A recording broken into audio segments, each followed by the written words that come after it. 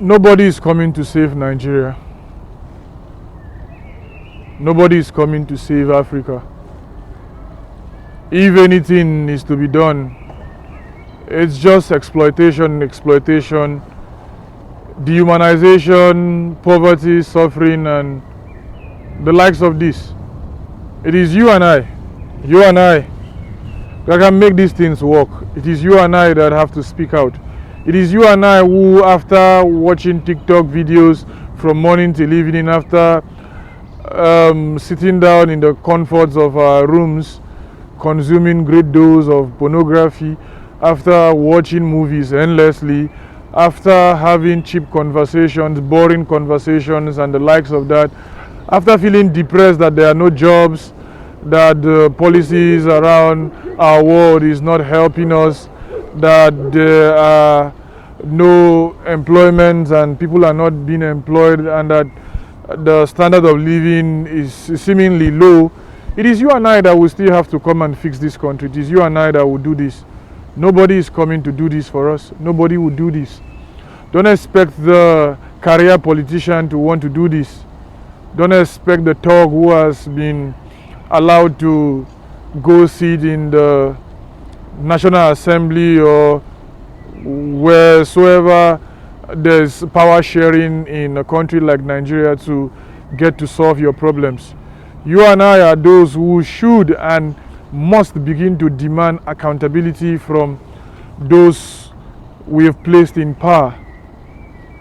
It is you and I who would need to, begin to tell ourselves that education indeed is not a scam. Because education is not a scam. Education is the tool that can rightly take Africa out of poverty. Be it vocational skills, be it the formal education, be it skill acquisitions and the likes. All these are forms of education that are seemingly important, that are necessary if we must get out of where we are. Failure to acquire the knowledge that these forms of education can actually give to us leaves us at a very, very precarious place. A place where we can easily be influenced and be tossed here and there, and that is where the problem is. We need more doctors, we need more engineers, we need more businessmen and women, we need more lawyers, we need more security details at the moment until our security level is well beefed and life is granted the much needed security. We need roads to walk, but these are not going to come easily considering the current situation we find ourselves.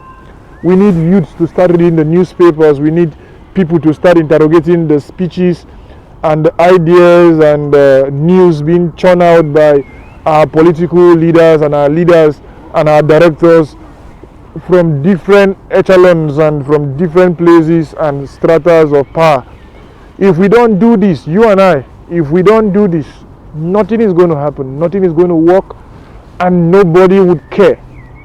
Nobody cares as things are, and nobody will do in the long run, because where people get to see benefit at almost no cost, they get to hold on to it and they get to clasp their hand and then they get to grab it. If you want your leaders to be held accountable, hold them accountable. Don't wait for the West to dole out the paper. Yeah, we have to give it to the likes of America and all that they are very strong in terms of wielding political power in the current reality we find ourselves. But you and I have to hit the streets when necessary, because it looks as though that's the only language our political class gets to understand, when there's protest and the likes of that. And we have to be very, very firm. How many is the greater minority as opposed to the weaker majority? It's an imbalance of power. We have to really look at this critically. We have to really look at this well, and we have to study the patterns. We have to make sure that leaders elected or employed to serve the goods of the people are actually doing that. We also have to be accountable ourselves. We also need to look beyond the immediate pleasure and gratifications our body gets to need, because people constantly die in Nigeria. People constantly die in Africa.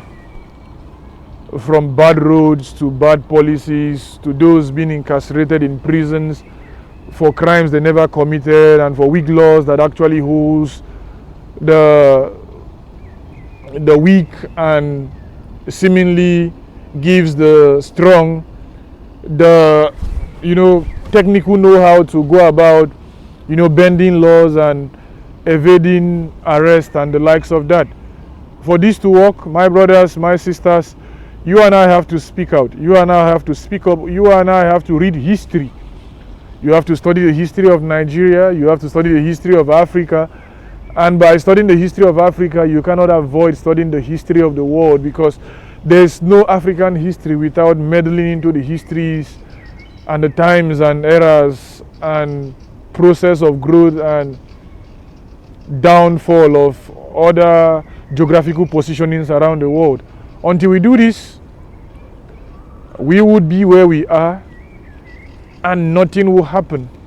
Your father would die, my father would die, my mother would die, your mother would die, our brothers and sisters would get kidnapped, our wives would die of infant mortality, our children would die before age 7 from treatable diseases, our kids will go to poorly funded educational institutions, they will go to corrupt schools, our brothers and sisters will get arrested by corrupt political thugs and officers, and there will be a downfall and there will be a disintegration, and it doesn't look good, and we don't want that to happen. We are pretty much in a bad situation already. We are like already very, very late to the time we were supposed to start doing something.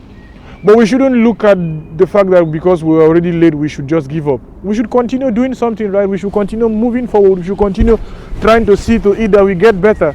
Keeping quiet won't help anybody. Keeping quiet is like accepting the wrongs done and accepting the nonsense and the nuances that have come to become our political landscape. Our president should speak to us. Our ministers should bear responsibilities for their ministries and should be held accountable. Our policy makers should, if not be philosophers physically, should be at least philosophical in their reasoning and in their thinking. They should be in-depth in their ways of reasoning and thinking, and they should bring out the best of policies, because we employed them there, we have given them the job to do. But you know what has become the case? They have become our bosses, and we who employed them to serve us have turned to something else, and we have become the guys that are meant to serve them. That's not the case, because it matters what they do there. We employed them to serve us as a people. We didn't tell them to become our bosses, but that's what they have become. The irony remains the fact that you give somebody a chance to serve you as a leader,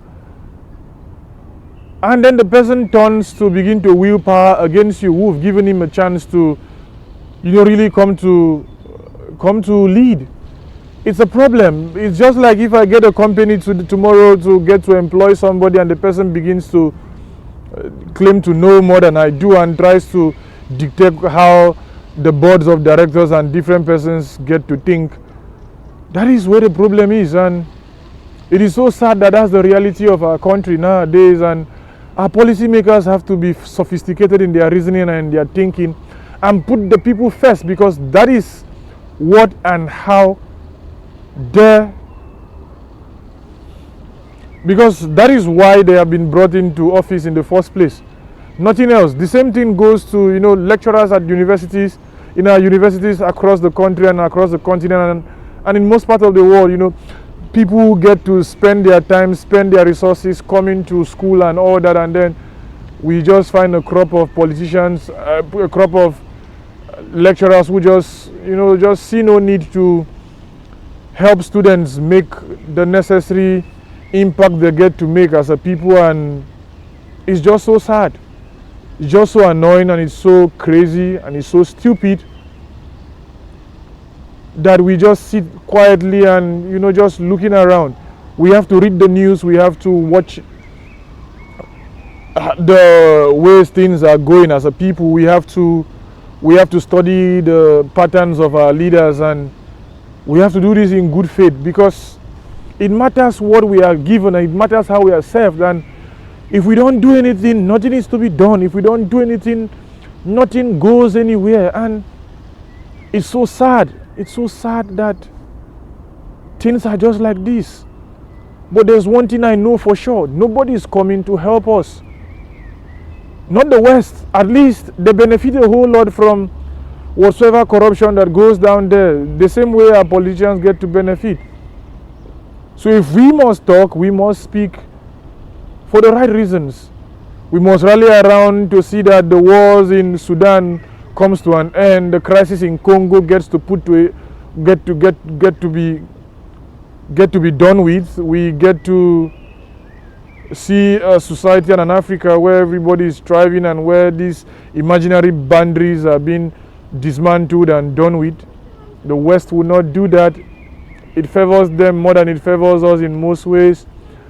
And downfall of Africa seemingly is to the benefit of the West in many ways, and nothing will work, my brothers and sisters, until we help ourselves.